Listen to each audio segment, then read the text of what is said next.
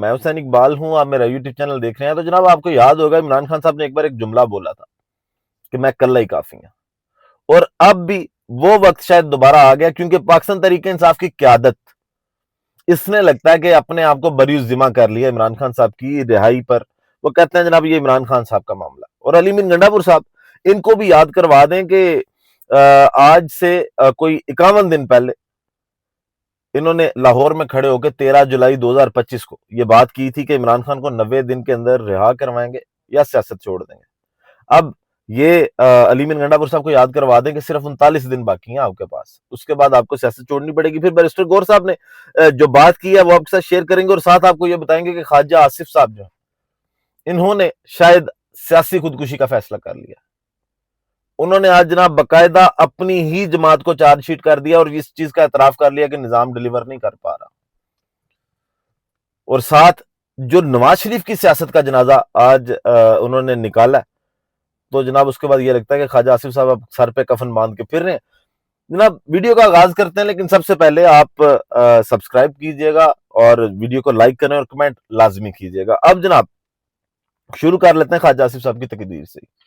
लंबी चौड़ी ख्वाजा आसिफ साहब ने जनाब आज तकरीर की, और जो गुफ्तगू उन्होंने की उसका मकसद क्या था, उस जो तकरीर की असल कहानी थी ना, वो सीधी सीधी यही थी कि जनाब अपनी जो उनकी हुकूमत है, जो अपना जो उनका सारा सेटअप है पंजाब के अंदर, वफाक के अंदर, वो जनाब उसको चार्जशीट किया गया। और वजीर दिफा ने जनाब आज ये मानना है कि सिस्टम डिलीवर नहीं कर रहा, दुहाई दे रहे हैं कि हमारी जो बोली लगाई जाती है, मतलब आज उन्होंने ये कहा कि हमें चंद कोड़ियों पे खरीद लिया जाता है। मजीद जनाब उन्होंने इतराफ किया है कि नए डैम्स के लिए सियासतदानों में इत्तफाक राय नहीं होती, डैम्स जो हैं वो उन्होंने बनाए हैं, जो डिक्टेटर्स हैं उनकी जानिब से बनाए गए। और साथ जनाब उन्होंने ये कहा कि बल्दियाती निजाम का बेड़ा गर्क है, और खासकर लाहौर के अंदर बिल्कुल बेड़ा गर्क हो चुका है। और जनाब फिर से ZKB कंपनी का नाम लिया गया, और उसके सामने जनाब ख्वाजा आसिफ साहब ने कहा हम बेबस हैं। पहले उनकी तकरीर का थोड़ा सा हिस्सा सुनिएगा, और ये थोड़ा लंबा है, मैं इसको तेज करके आपको सुनाता हूं ताकि टाइम जो है वो बचे थोड़ा। बल्दियाती अदारे जो है हमारे मुल्क में बिल्कुल जो है वो बेदस्तुपा है, पंजाब में तो है ही नहीं है।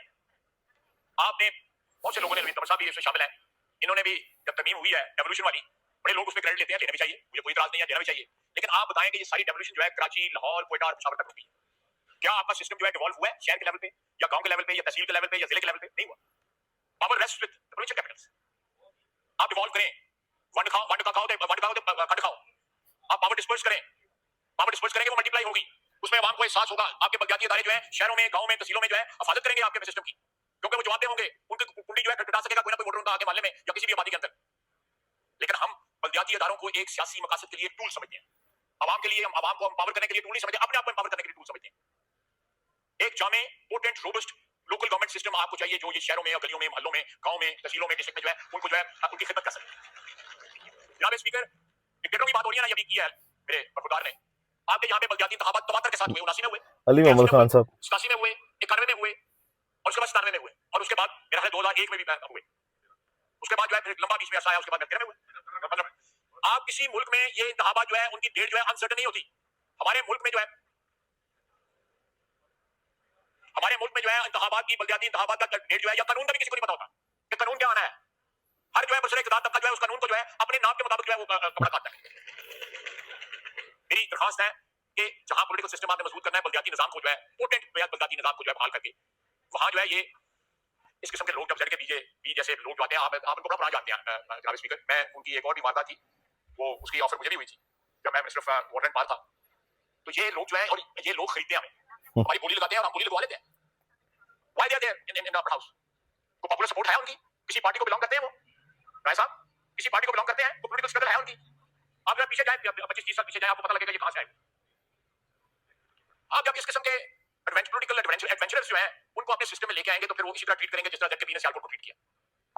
ZKB की उन्होंने बात की, उन्होंने कहा पॉपुलर सपोर्ट क्या है, ये कहां से है, किस पार्टी से जनाब इनको प्रमोट किया गया। तो उसमें नवाज शरीफ साहब का बड़ा अहम किरदार है जी। आज से 2 दिन पहले हम आपको वो शॉट, जब आपने पहली बार ये नाम लिया था ना ZKB का, जाहिर खान ब्रदर्स, वो आपको हमने बताया था कि नवाज शरीफ साहब उनके बारे में ये कहते हैं बड़े नेक इंसान है, ये बड़े अच्छे इंसान है, इन्होंने बड़े अच्छे काम किए हैं।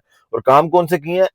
फखरिया पेशकश शहबाज शरीफ साहब की, शहबाज शरीफ साहब की माजरत के साथ मेट्रो बस लाहौर, वो जेडकेबी ने बनाई। मोटरवेज जेडकेबी ने बनाई। आपका ये जो नया लाहौर सियालकोट वाला पैच बना है, जेडकेबी ने बनाया। और सियालकोट का इंफ्रास्ट्रक्चर और सियालकोट की जो सड़कें, वो आपने खुद इस बात का इतराफ किया कि वो भी जेडकेबी ने बनाई।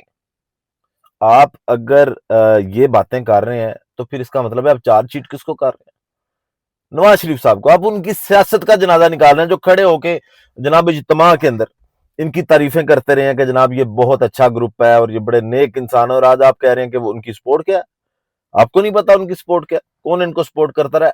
आप वही बात जाती है, अगर कहानी शुरू की जाए ना आपको स्पीड से कि ब्यूरोक्रेट्स करप्शन करते हैं और पुर्तगाल तक जनाब इनकी प्रॉपर्टीज है, यहां पर जाए। और उसके बाद इकबाल सिंघेड़ा साहब वाला जो सारा केस निकला, जिसमें कहा गया कि जनाब आपके साथ कुछ मिलके उन्होंने 2 नंबरियां की थी और अब आप जनाब शिकंजे में आ गए। फिर खबरें हमने ये भी सुनी कि आपका और मरीम नवाज साहबा का इस मामले पे फड्डा चल रहा है, और फिर जो नवाज शरीफ साहब के पास आप मिलने गए और मरी के अंदर फिर मुकमका करवाया गया। ये खबरें हैं कि जनाब मिट्टी पाव चल गया, इस पे अब कोई एक्शन नहीं होने वाला। तो ये मामला वहां से चला है। अब आप ऐसे इनकलाबी नहीं बने हुए, आप अपना गुस्सा निकाल रहे हैं, नहीं तो इसी सिस्टम में रहे। और आप इंतखाबात की तारीख की बात कर रहे हैं, कानूनों की बात कर रहे हैं। 26वीं आईनी तरमीम का आपको पता था उसमें क्या आना है, लेकिन आपने जैसे वोट दिलवाया, आप वजीर दिफा है। आप इतनी बेबसी शो ना करें, ये ओपोजिशन लीडर की तकरीर है, ये आपकी तकरीर नहीं है ख्वाजा साहब। आप उठें, जाके जेडकेबी के खिलाफ कोई एक्शन लें। आप उठें, जिन लोगों ने सोसाइटियां दरियाओं पे बनाई है उनके खिलाफ एक्शन लें, हमें ताकि इस बात का अंदाजा हो, पता चले कि जनाब ख्वाजा आसिफ साहब में बड़ी तेड़ है, बड़ा जनाब पावर है, और लोग आपके साथ खड़े होंगे अगर आप कोई अच्छा इकदाम लेंगे तो। चलें, देर होगी है लेकिन अब भी कोई अच्छा कदम उठाने की कोशिश तो करें, फिर ही लोग आपके साथ होंगे ना। आप अगर इस तरह खड़े होकर जनाब नवाज शरीफ साहब की सियासत का आप जनाजा निकाल रहे हैं, तो आप अपना बदला ले रहे हैं, मरीम नवाज से बदला ले रहे हैं, और जनाब आपने शायद खुदकुशी का सियासी फैसला कर लिया। अब ये बात होगी ख्वाजा आसिफ साहब की। इसके बाद बात करते हैं जनाब अली बिन गंडापुर की। गंडापुर साहब जो है उनको ये लगता है कि इमरान खान की पार्टी का ठेका उन्होंने ले लिया, वो अपने आप को दूसरा इमरान खान समझते हैं। एक हैरत अंगेज शॉट जनाब आपको ये सुनाते हैं, जिसमें अली बिन गंडापुर साहब कह रहे हैं कि इमरान खान साहब की राय के 2 ही रास्ते हैं और हमारे पास कोई इख्तियार नहीं है। इमरान खान का मामला एस्टेब्लिशमेंट के साथ है, इमरान खान जाने एस्टेब्लिशमेंट जाने।